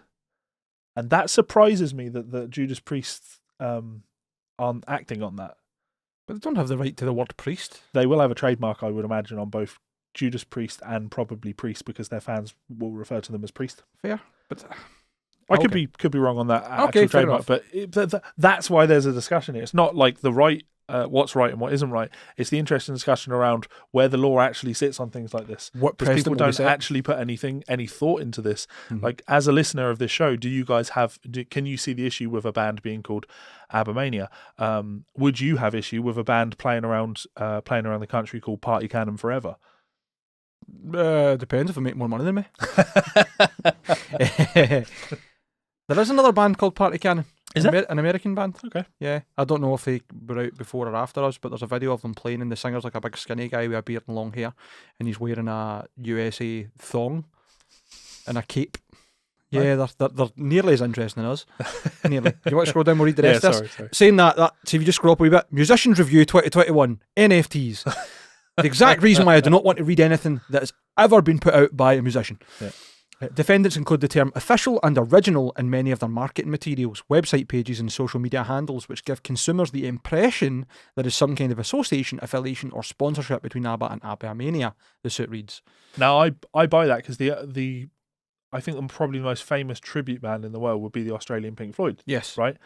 There is no doubt in my mind that they are affiliated with Pink Floyd. What about the Eagles after all the Eagles actually died? Would that not count as the real, most authentic tribute band? Yeah, all right, I'll give you that. Fair? Yeah. Just like, not even being an arsehole, just if we're going to be semantics here. I would be really interested to see what it says that's official and original that's misleading fans, because that's going to be very much a grey area they'll need to prove in court. I'm absolutely with ABBA on this. because ABBA Mania will have an official Twitter page, Mhm. but by using or an official Facebook page or whatever, but by using the word official and ABBA in the same sentence, you might not intentionally be trying to mislead people, but it's not about intention; it's about possibility. So if anybody was even slightly misled into thinking that you are somehow affiliated with ABBA, especially as ABBA are a band that now apparently do go out on the road without going out on the road. That boils my piss, if I'm honest. Can we just read the next Sure. bit? So per the lawsuit, ABBA apparently gave ABBA Mania a chance to change their name, but were turned down. In an attempt to amicably resolve this dispute, ABBA explained how defendants could properly use the phrase ABBA Tribute in a non-confusing manner to describe their tribute act, so long as the actual name of the tribute act did not include the word ABBA, the suit reads. But defendants refused to comply and seize use of the name ABBA Mania. ABBA Mania, who have been touring since 2000 and are currently touring the US, are just one of a number of ABBA tribute acts. Typically, tribute acts have names that limit confusion from the original act. Two such tribute acts go to Dancing Dream and a rival from Sweden. Why would either one of them... Dancing Dream I wouldn't get for ABBA, and I wouldn't get a rival from Sweden either. But it's the full rest of the package, isn't marketing's it? gonna Yeah, be you there. see Of everything, course. and you just see Dancing Dream and a group that looks like ABBA. You just know what it is. Mhm. Whereas you use the word ABBA, and then any imagery that adds to this look of ABBA, and like I say, especially coming from a band that now go out on the road without going out on the road. You know what, man? ABBA Mania could do themselves a big favour and just call themselves NABBA Mania. ABBA Mania. Earlier this year, ABBA released... I don't care. Fuck them. Yeah. Fuck your hologram fucking tour. I hope the judge votes against you. I don't know. But you know what? I actually agree with you on that. I agree. I hope that ABBA lose this because fuck ABBA, but I hope ABBA win this for the wider music community as a whole. Because the precedent it might set. Yeah. Fair. Okay, so the last story. This is really about the Billboard 200. I was just this is super quick. Like Limp Bizkit's "Where's Ballin'" has unveiled album art and track list for a new Big Dumb Face album. I've not heard any of the Big Dumb Face stuff, but I seen people posting about it the other day. Yeah. Christmas in the Cave of Dagoth. Now, I brought this up not because I'm hugely interested in this, though. You know, I do like Where's Ballin'. Mhm. The reason I brought this up is because when reading this story, as we know, Limp Bizkit release Still Sucks, and they did it with no announcement of it. It just happened one day. Yeah, they just dropped it. And that didn't work out well for them sales-wise, which we will look at in a second. But yeah, Big Dumb Face's Christmas in the Cave of Dagoth. It hasn't got a release date. Wes doesn't know when it's coming out. He said it's going to drop before Christmas. Yeah, okay. It's a very questionable way to market things. So let's talk about these Limp Bizkit sales, because this is actually an old story. It's from November 12th, but evidently we missed it. Yeah, let's do this. We're too busy talking about the album than actually researching it. Yeah. First week sales for Limp Bizkit Still Sucks, blow, which was, as you say, November 12th. Still Sucks, the first Limp Bizkit album in a decade, sold 3,500 units in its first week of release, landing at number 155 on the Billboard 200. The lowest charting studio album of the band's career, which includes 2005's The Unquestionable Truth Part 1. According to Stream and Destroy, that number does not include on-demand streams of individual songs from Still Sucks, which usually are factored in these days. Not sure why that's the case here, although I do not know much of would have helped in this case. To give you real perspective on just how far the mighty have fallen, that means Still Sucks sold fewer copies in its first week than Kin, the new album from deathcore band Whitechapel, and Bleed the Future, the latest offering from tech death outfit Archspire. That is, in a word, bonkers. I quite like Bleed the Future. I think it's a really good album. Yeah. So what the hell went wrong here? Yeah, I'm not really fussed about... I think we know fine well. Dropping an album after 10 years with no marketing will do that. I think they maybe thought that releasing that Dad Vibes tune was enough because there was a bit of hype behind it. Yeah. But that's not really how the record industry works. Yeah, it doesn't include, as we said, on-demand streams. So, and as we know, like the music industry has shifted towards streams anyway, because, 3,500 units. The fact that selling 3,500 copies of something will get you on the Billboard 200, if you told somebody that 20 years ago, they would laugh in your face. You know what I mean? So this is less sucks for Limp Bizkit and just sucks in general. Also releasing an album during a weird sort of global pandemic type thing, and relying on physical purchases in order for people to, in order for you to hit the Billboard 200, when many people are trying to avoid going to places where they would put themselves at risk. You would expect less people to be going out and buying this. And people are already not buying albums as much as they were before. Yes, so it doesn't surprise me that this album didn't do it particularly well. I've still only listened to a couple of tracks off it. I listened to the full album. It's meh. I quite enjoyed it at first, but the more I've listened to it, the more I'm like, this is like B-sides they couldn't really be bothered doing much with. But it leads on nicely to the main story, which is Billboard top 200 best-selling albums of 2021 included no new rock or metal releases. Shocker. Yeah. The genre is dying, guys. The genre's mainstream footing I don't even listen to it is anymore. losing. Carry on. That's different from it dying. There's still a really good underground Yeah. scene. There's still a really good live scene. But I agree with you in terms of like when you look at it from that, who's actually getting money and funding, Yeah. who's in the spotlight, it's fallen by the wayside. Yeah. It's cool to hate metal bands these days, and we're guilty of it as well. On the one hand, rock is dead and metal is stagnating are arguably alarmist assertions. And the quality of a work of art really has nothing to do with its sales. On the other hand, there's absolutely no denying that these genres of music are fading in popularity. Exhibit A. Billboard has released its year-end chart of 2021's 200 best-selling albums, and there isn't a new rock or metal release to be found on the list, which is the first time that's happened since Nielsen's SoundScan launched in 1992, which is pretty mental. Noise Creep points out the year did not want for big rock and metal releases. Iron Maiden's Senjutsu, Foo Fighters' Medicine at Midnight, Evanescence The Bitter Truth, Andrew WK's God Is Parting, Greta Van Fleet's The Battle at Garden's Gate, none of them made the cut. Because nobody wants to listen to new Iron Maiden. Foo Fighters, I don't think, done much marketing because they've kept it off for that fucking Studio 666. Evanescence can go back to 2001. Andrew WK is probably the one of these five that you've mentioned that I would say. Shagging Kat Dennings. Is he? Yeah. Lucky boy. I think they're married now. He's ripped. He's got a photo of him with blood coming off his face. He's into partying. He loves pizza. And he's shagging Kat Denning. You know, like, wait, there is no God. And Greta Van Fleet. I actually have to disagree with you on just one of those. Iron Maiden's Senjutsu not making that surprises me because Iron Maiden are a huge band with a huge fan base, or do they have a huge fan base? Are their fan base all dying off? They do have a huge fan base, but they've also got a fan base that doesn't always gobble up the newest albums. What was the last one called? The one with Curious Case of Benjamin Bregan and all that on it. That didn't do great, did it? I've never been a Maiden fan. I've seen Maiden a million times. That's not to say that no rock or metal releases made it onto the chart. There were just notably old ones like Metallica's Black Album and Nirvana's Nevermind, both which celebrated their 30th anniversaries in 2021, and AC/DC's Back in Black, which was released in 1980. But wait, it gets worse. This year's high-selling record was Dangerous, the double album by Morgan Wallen, who, in case you don't know, is a country singer. I only know because of the controversy surrounding his use of racial slurs and being disinvited from performing on Saturday Night Live for not following COVID-19 safety protocols. Good. Axl Rosenberg, of course. In other words, it's not like people aren't buying new music, and it's not like people aren't buying new music in old genres. People are not buying new rock music specifically. The next four top-selling albums were Olivia Rodrigo's Sour, which you could argue is quite rock and pop. Rock and punky. Olivia Rodrigo's pretty good. Pop Smoke's Shoot for the Stars, Aim for the Moon.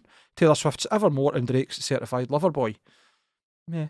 So, no, rock and metal are not dead. But yeah, rock and metal are retreating back underground. Kind of what I say, isn't it? Yeah. As to why this is happening, if it's the air of creative malaise currently hovering over the genre, or a sign of our ever-changing cultural sensibilities, or the lack of new stars playing these styles of music, I can neither name nor pick out a lineup of a single member of Greta Van Fleet. I'll let you debate amongst yourselves in the comment section. Nah, not bothered. Any comments? There will be. There are some comments, yeah. Hot take. The reason there is not so much rock and metal is it's cool to hate on rock bands, and the ones that aren't following into that trend of will play the mainstream stuff and get slagged are being pushed underground. I would also add, it just highlights the value of marketing, and we'll go back to the episode of the show that you weren't on, where I was arguing with Melissa about being able to buy consciousness. Artists and record labels can buy consciousness if they're willing to spend enough money. And in what sense? If you put enough money into marketing, you could any album could be at the top of this if you put enough money into marketing it. Like you just look at Adele's album, it's going to sell well, but only because of the amount of money that had gone into it in marketing. If we compare it to Limp Bizkit, who just dropped an album and expected people to go out and buy it, sort of thing, and put no real effort into it, you would expect it to not sell all that well. Whereas Adele will sell well because, I mean, the girl got a fucking was it 2 nights on ITV? She had her own night of performances, and she's fucking everywhere. You cannot go anywhere without seeing her, and that's buying consciousness. That is spending so much money on marketing your artist that you're buying consciousness. Like, you can't get through your day without having that artist appear in your mind somewhere. That's effective. That results in stuff like this. Yeah, you can buy somebody into being a household name, I suppose. Aye. Yeah, But saying that, I don't think that's why Adele is like necessarily where she is. I agree that there is a major step up when you have that ability, but I think Adele's probably done well for even. I mean, this is me saying it's somebody who hated her for years. She's quite an attractive personality because she's fun, she's bubbly, and she can sing, and she's also a real person. So I think she's easily marketable. Not that makes your example bad or anything. I just think maybe she. Hey, look, I greases that wheel. I didn't fully agree with Melissa. Like, the reason we talk about it is because she hates Taylor Swift more than life itself. And she acknowledges that she's got a massive chip on her shoulder. And I point out to Melissa, the reason you hate people like Taylor Swift, it's the chip on your shoulder thing. It's the bitterness thing that you have in you, because all of these artists, they're successful compared to you, and you put all of your work into the craft, into the art of songwriting, and these people stand up with half-assed songs, and you're annoyed about the fact that people buy half-assed songs rather than full art. But people like Taylor, and this is where I disagree with her and agree with you, people like Taylor, they have everything else. The songwriting thing is the least important thing in being a successful pop star. You've got to be likable, and Taylor is extremely likable. Yep. She has a great personality. You've got to have a good look. Taylor has an extremely good look. It's a marketable look. I think you've got to be able to perform, and I don't mean sing, because again, Melissa's a great singer, but you don't need to be able to sing. There's technology that can help all of those things, but you've got to be able to move around on stage, and even before the fucking technology, Jennifer Lopez is the perfect example of what you don't have to be able to sing to be a fucking pop artist. Yeah. She also can't act. Yeah, and it's not a case of whether or not that should be the case, because while I don't think that should be the case, unlike Melissa, when we argue about things like this, I'm not interested in what I think should be the case, because that's irrelevant. I'm interested in what is the case. Mm-hmm. I'm working out what is the way things are, and how do I exist, and how do I succeed in the system that we actually have, rather than complain about the system that we don't have. Can you be a market disruptor rather than somebody that says it shouldn't be this way? Yeah. So I think there's probably two schools of thought when it comes to like what actually happens in music. Then you've got the stuff that's easily marketable, which is just catchy, generic music by numbers, and then you've got substance. Yeah. And sometimes it's hard to have both. Yeah, absolutely. And when I look through this, I don't really know any of these artists. Here's a really curious question. Go on. How many record labels are behind the Billboard 200?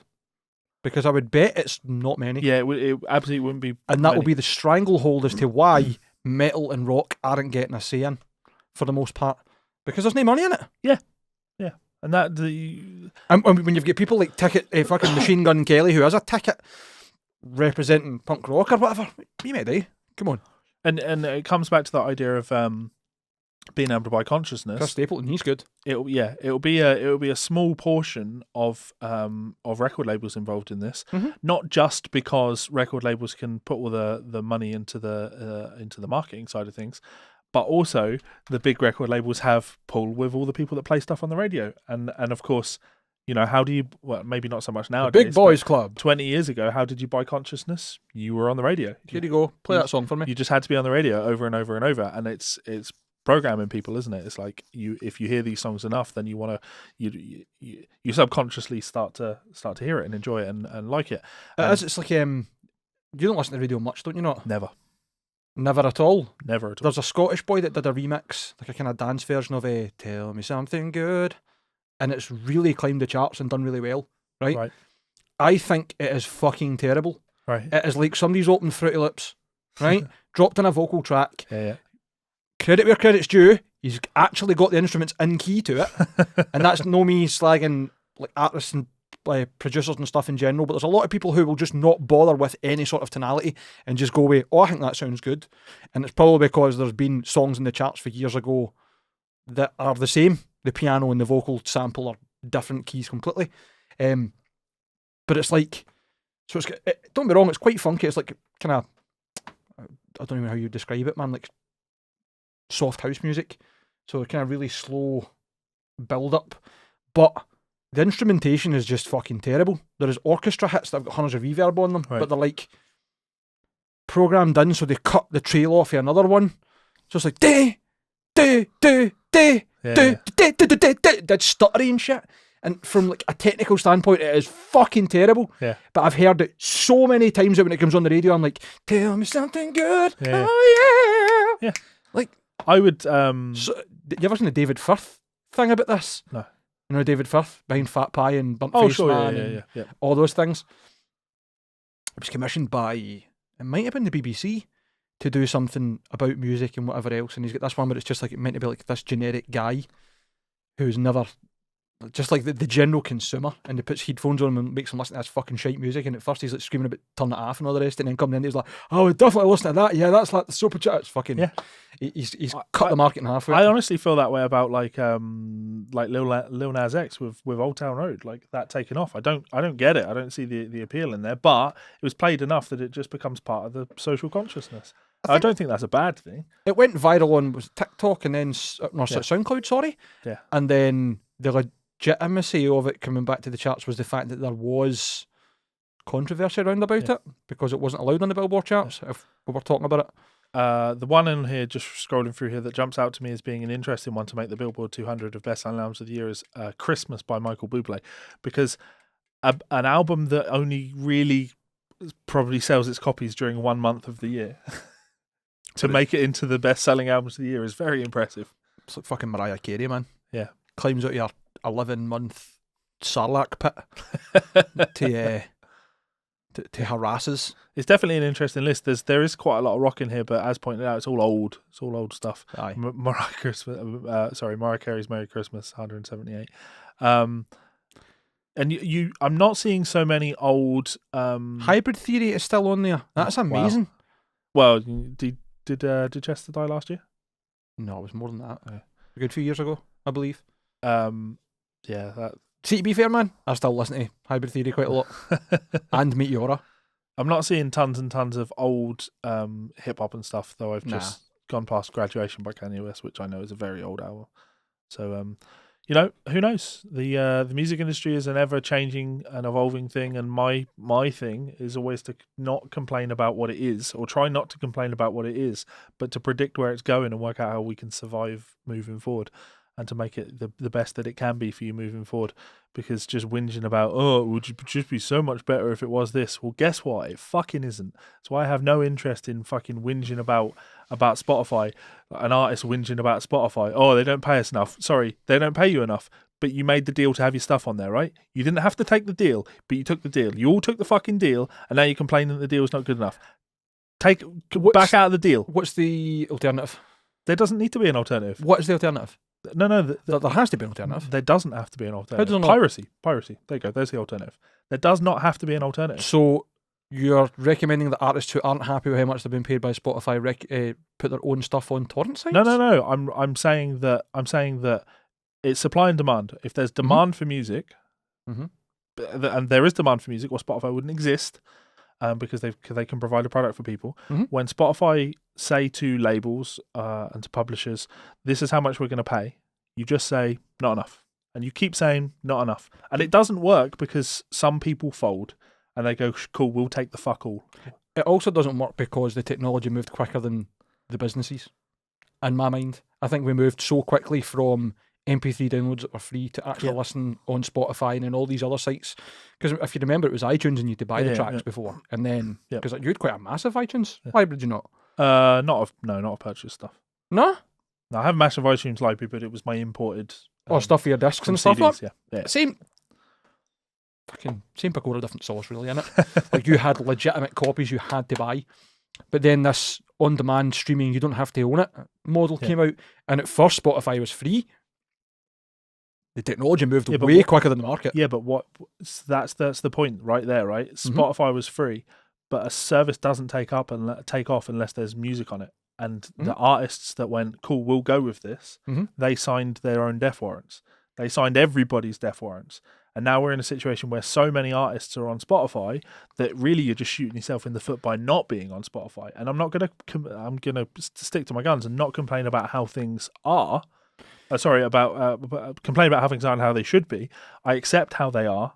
I say you've fucking done this to yourself. Now we need to work out how to do something moving forward because there's no change in it. You can't.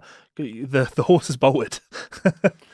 I'm trying to work out who the original artists. Spotify couldn't have launched with with less than 10,000 artists. Surely they will have needed. So that would have then went down to just like, we're talking hypothetically, right? Sure. So sitting at the table and we're like, right, cool, we've got this streaming on demand service, but we need to have a catalogue. Yeah. Where do we get it from? That would have been maybe one or two different record labels maybe made that deal. Yeah. So it wasn't the bands that got fucked or that fucked it. It was the record labels. Well, sure, but you're definitely right there. And when I talk about artists dealing with Spotify, it is record labels. But the problem is that the record labels have got the power to go, that's the deal, take it or give it. Absolutely, but then it's the same thing. The artist at the end of the day still has that final say of whether or not they want to sign on that dotted line, right? And there's no record deal that you would have signed pre-Spotify that will have dictated how things have to work with Spotify moving forward, right? But then you'll also find that the same as any other fucking employer, all you'll get is, right, cool, you get a new contract or you can walk. Yeah, but absolutely. But here's my thing, and it's always been my thing. You have to value yourself enough to be willing to walk in any sort of negotiation. But what if you are in the financial hole? Because almost every single deal that comes from a record label will come in advance to cover your costs for recordings and whatever else, and then you're basically due in perpetuity. I've never cared. You never cared. Integrity and you've never cared. I'm talking about a band that's maybe 5 figures down because they've put an album out. Sure. With the expectation there was going to be enough to make that money back and for them sure either break even or to do well and to be distributed fairly. I'm essentially I'm going to your neck of the woods though for the down in tools, right? If one artist does it, if one artist says I'm not signing that deal, I'm walking away, it means nothing. The record label will be fine. If every single artist says we're not doing it anymore, we're just not doing it, and the record label loses every bit of potential earning they have moving forward, especially when the artists come around to all of the consumers and say, please stop buying our albums. Stop buying our albums until things get made right for us, until we get made whole. All of these options existed, but it never works for the same reason that teaching is still the Wild West. It's because people will undercut each other and people will fucking step on each other in order to get where they need to be, rather than having a united front and saying, right, as teachers, we won't charge less than, say, £40 an hour. We will not do it. You want a teacher, charge less than £40 an hour. One person will go, well, I'm not going to do that. I'm going to steal the entire business and charge £20 an hour. That's the way it's always fucking been. It's learning to deal with it. If we don't have a united front, we don't get to fucking complain about getting fucked over by people that are more powerful than us. I'm adamant on that one. So I don't like seeing massive artists complaining about their Spotify royalties. Like, you made the fucking deal. Your label made the deal, which is someone that you work with. You've made the deals. I think it's really poor form to make deals with people and then whinge about the deals that you've made. Just don't make the fucking deals. It depends how the deal was made. I think it would, if there's argument that it wasn't clear what was going to happen, that's different. But that's more arguing over the actual terms, whether a contract's still valid or not. Sure. Whether it's been disrupted. Yeah. But I get where you're coming from. Totally. You can't say, we accept this as our compensation and then, we should get more than that. Unless you stay in Poland. Yeah. Yeah. What's for the Witcher? Yeah, good point. Right, we've been going long and I've still got to edit the show today, and it's 2:00 in the afternoon and the show's going live tonight. So, guys, did you know? This show is brought to you by our friends over at Ormsby Guitars. We want to remind you guys that there is still time to get involved in the upcoming Run 16 guitars. Those include these incredible hypes available in 5 new colours. That Dragon Burst is absolutely stunning. You can also get your hands on one of the Metal X's, again available in a range of finishes. My personal pick has to be these headless Vs, absolutely outrageously cool. Imagine one of those in an 8-string, I absolutely love these. And finally, the Ando San signature model, available in 6, 7 and 8-string availability. Go and check them out at Ormsby's website right now. This show is also brought to you by our friends over at Rev Amplification, a one-stop shop for all of your tonal needs. Head on over to their website to check out their range of lunchbox amplifiers, both the D20 and G20, 20-watt amplifiers with built-in 2-notes torpedo technology so you can record direct into your computer. If that doesn't suit, you can also check out one of their highly popular G 2, 3, and 4 pedals, giving you that trademark rev tone in a stomp box. Incredible tones. I use these myself. And finally, you may notice in the back of these videos a Rev Generator 120, an absolute masterclass in modern electric guitar tones. Check it out at their site now. So as always, a huge thanks to our friends and family over at both Ormsby Guitars and Rev Amplification. Please do go and head on over to their website, check those guys out. I'm going to do my best to sit down this week and actually film that review of that Ormsby. But as I keep saying, like, it's very difficult for me to make a video saying this is the best shred guitar that money can buy, and then just saying, take my word for it, I can't shred. I would help you, but I am the sloppiest bastard on the planet. Definitely if you get somebody in here that could just rip it. Where's Lyle when you need him? I mean, I was literally thinking this. I was thinking, wouldn't it be fun to have somebody come over and I'll talk about the guitars and then they can shred on the Ormsby, they can shred on my Mayonnaise, and they can shred on like my Vigier. And we can get a shoot out of all of them. I actually seen totally on a tangent, somebody was on Facebook asking about what they found, or like asking somebody's opinion on whether the Hydra. I responded to the comment. Did you respond as well? Yeah. Because I tagged you, didn't I? Yeah, you tagged me and I responded to that. And I mean, each to their own. My personal preference is obviously the Goliath, but that's not to say the Hydra's a bad guitar. They're just totally different guitars. Totally different guitars. Definitely. The Hydra is a shitty guitar in the sense that, trying to do something new. It's not. It does nothing new. It's a Duvel without a headstock. It's a heavy guitar. It weighs a lot. There's no real ergonomics taken into consideration with it. It's not trying to do anything new. It's just trying to make a Duvel a little bit more modern in appearance. I don't know. I mean, I would maybe say I'll give them props to the point that you pointed out, which is the fact that it's got the small wooden brace that protects the machine heads, or the bridge machine heads, whatever you might call them. Give them that for definite, and it's not a bad guitar. Yeah, it was like, how can we integrate this headless stuff onto the guitar and make it work, rather than being how can we do something exciting with the with the technology. And I don't think I'm all that keen on like the tone block style aluminium plate on the headstock. No, I like that a lot, because when you bang that headstock off of anything, you ain't chipping it. This is a nice touch. The good thing about having the Goliath, certainly my experience, is I haven't banged the headstock off in because it doesn't exist. All right, bang the top of the neck. Touche. No, I know what you mean. I know what you mean. It's a great guitar, but I just think of that guitar as being an SG. It's essentially just an SG. It sounds and feels like an SG, whereas the Goliath, it's just not that. It's everything about it has been crafted to try and make an instrument that functions and improves upon everything that came before it.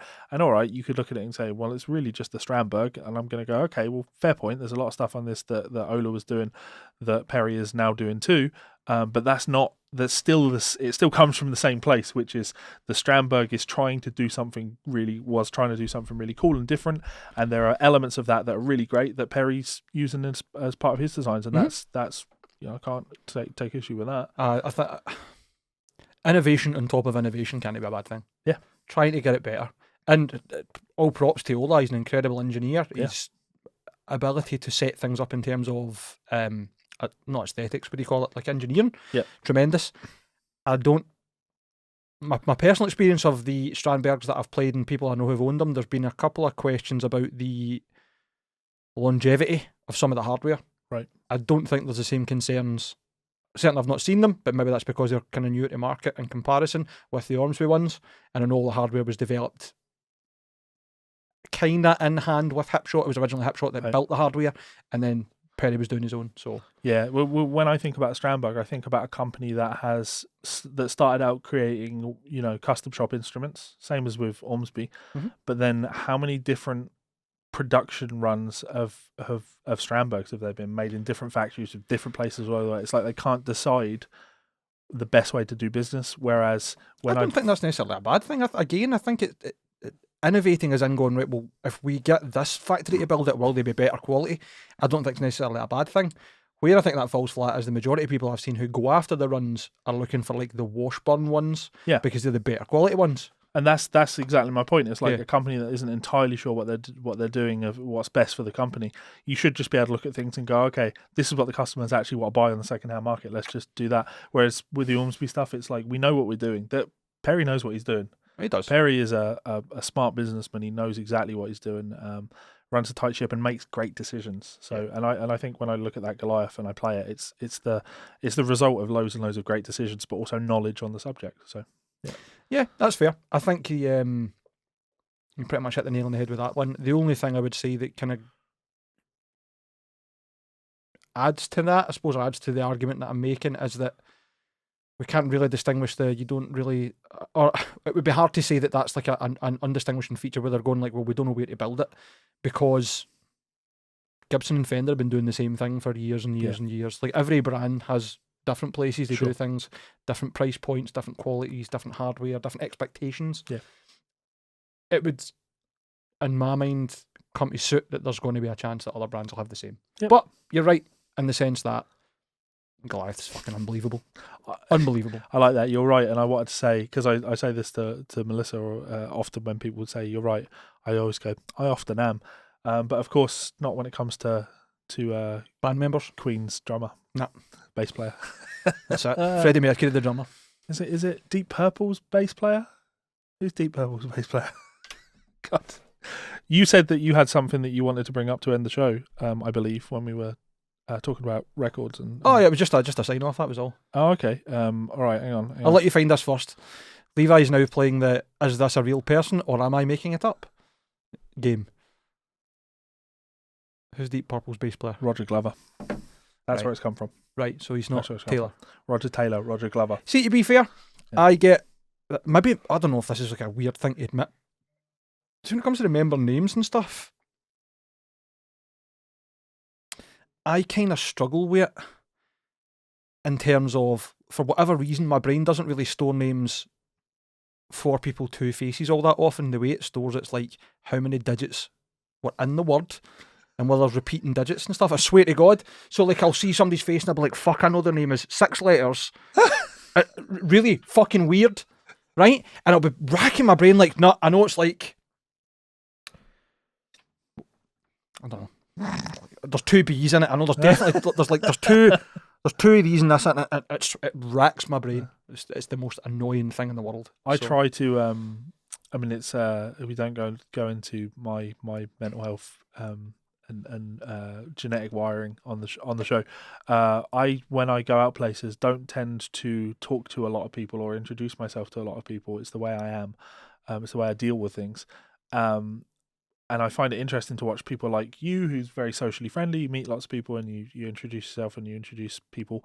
And Melissa, when she's on gigs, she goes and talks to everybody in the venue, the sound person, the bar staff, the manager. She asks their name, she shakes their hand, and it leaves a really, really good impression. But this backfires massively. Why? Because we'll be at a gig somewhere, not one of hers, we'll just be at something or in a bar, and someone will come up and say, oh, hey Melissa, how's it going? How you doing? And they'll be talking away and they seem like really friendly. And I'll say to her, oh, who's this? And she'll desperately have to deflect because she has no idea. She's like, I cannot remember. Shut up! Yeah. Fucking shut up! Yeah, afterwards she's like, stop fucking doing that. I'm like, I'm sorry, how am I supposed to tell the difference between somebody that you actually are close with and someone that you just fucking pretend to be close with? You just need to say, sorry, I should introduce myself. I'm Levi. I know. Nice to meet you. Yeah, I've You could rescue both of you at that point. And probably the third person. Yeah. But you won't do it because you're a bad man. No. You love to watch people squirm. I have in the past talked about stuff like that with people, and you just do this to your friend, which is name. What's their name? That's quite obvious though, isn't it? Maybe. But... You're standing talking to somebody and then they go, yeah. Come on. I'm not subtle. You're not subtle. Mike, until next time. Join a fucking union.